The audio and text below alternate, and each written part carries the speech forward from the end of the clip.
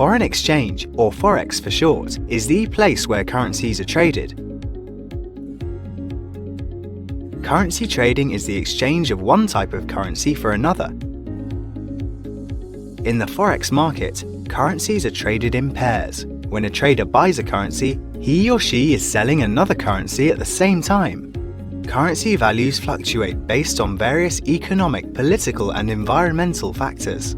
Forex traders sell and buy currencies in an effort to take advantage of these changes in value. The Forex market has no physical location or central exchange, as it is a global decentralized market and trades 24 hours a day, 5 days a week. No other market in the world trades more than Forex, which is why there are many opportunities for traders. That's Forex in a nutshell. Stay tuned for more videos.